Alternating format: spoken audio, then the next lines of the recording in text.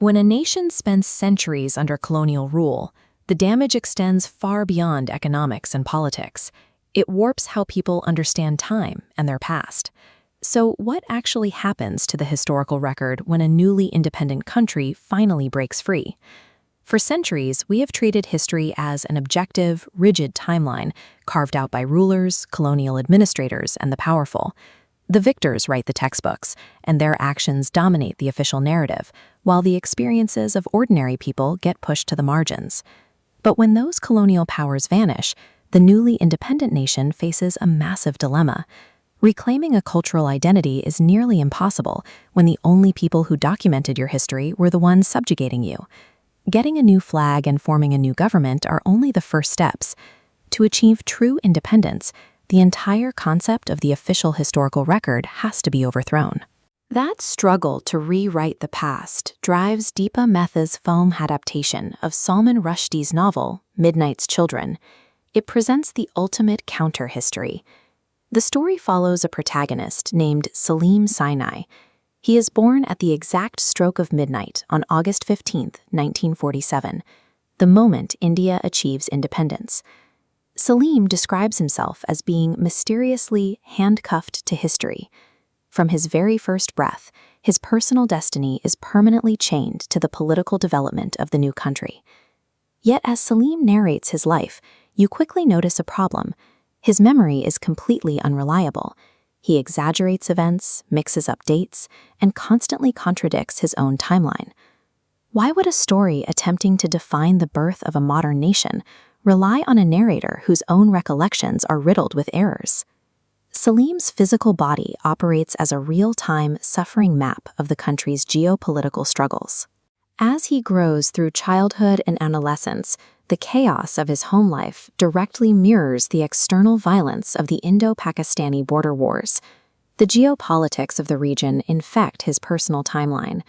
Later, his forced displacement and physical deterioration run parallel to the massive geopolitical shifts of 1971 and the long shadow of Partition. Partition split families who had lived together for generations, suddenly categorizing them by religion across newly drawn borders and creating a severe psychological fracture in familial identity. Saleem's physical and emotional breakdown shows that national history is intimately and painfully suffered by the individuals living through it, rather than neutrally recorded by state institutions.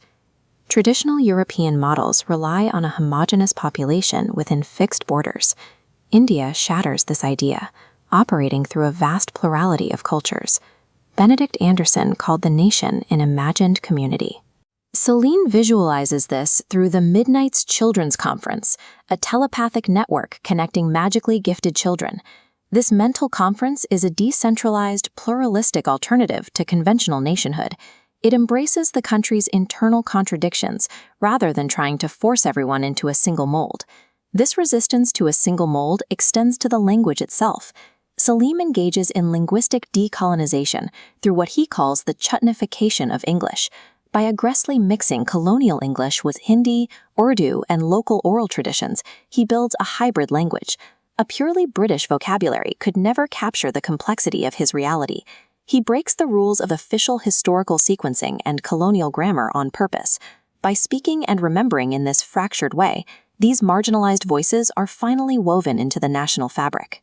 This fragile balance faces its ultimate test during the 1975 emergency, a brutal period of authoritarian rule, serving as the dark climax of Saleem's journey.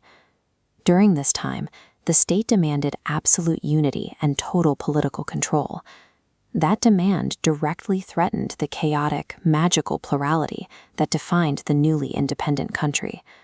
The government tried to impose rigid uniformity from the top down, treating the uncontrollable diversity of the Midnight's children as a danger that had to be neutralized.